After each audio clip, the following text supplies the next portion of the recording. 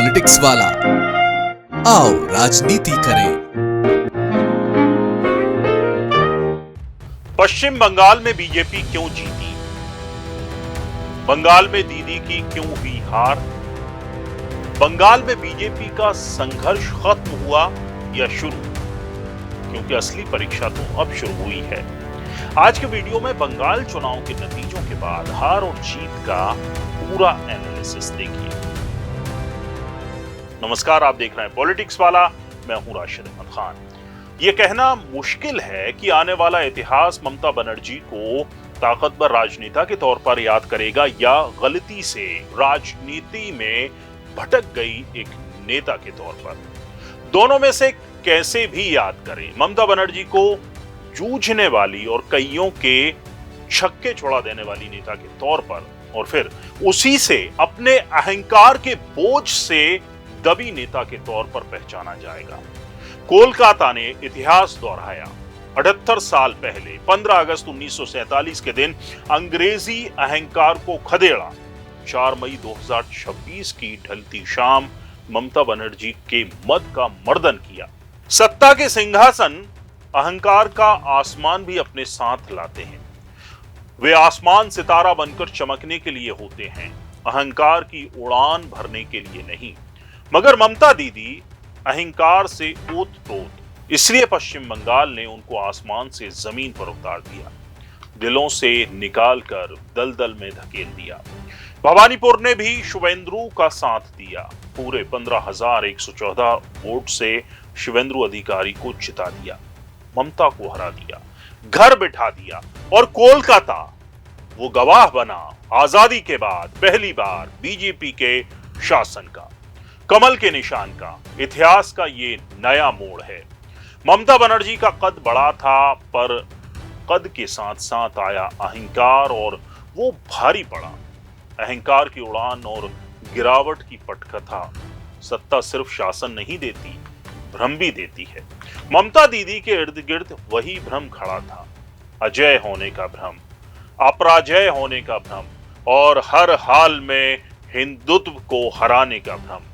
लेकिन लोकतंत्र भ्रम नहीं सहता, वो फैसला करता है, और इस बार फैसला कठोर था। नारे ने खुद को सच साबित किया। 4 मई दीदी गई। 15 साल बाद ममता युग का अंत। 1.5 दशक कम नहीं होता। एक पूरी पीढ़ी विदा हो जाती है, एक नई पीढ़ी तैयार हो जाती है। ममता ने बंगाल को अपने अंदाज में ढाला, अनावश्यक, आक्रामक, अपरिहार, उग्र और लगभग अराजक।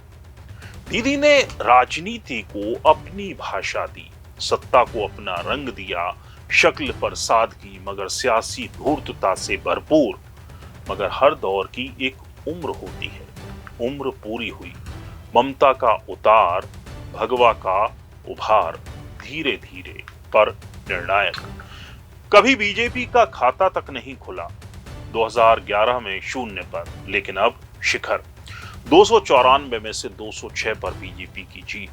बहुत बड़े बहुमत से बंगाल फतेह कर लिया।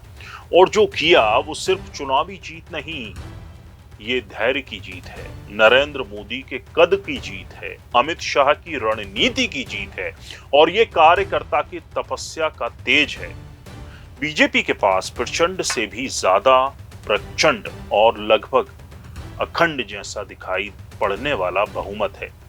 कालीघाट से नवन्ना तक बदलाव है। कालीघाट जहां से आवाज उठती थी, अब वो धीमी है। नवन्ना जहां सत्ता बसती है, अब वहां कमल खिल चुका है। ये सिर्फ सत्ता परिवर्तन नहीं, ये प्रतीक बदलने की कहानी है।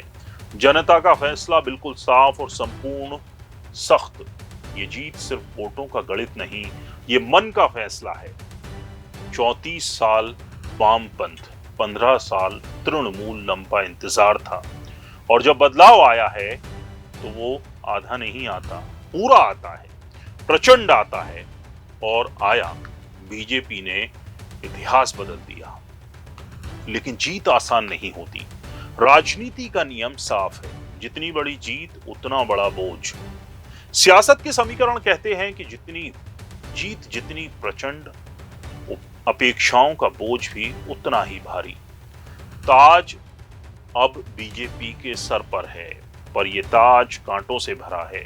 उम्मीदें ऊंची हैं, सवाल भारी हैं और नजरें हर वक्त निशाने पर।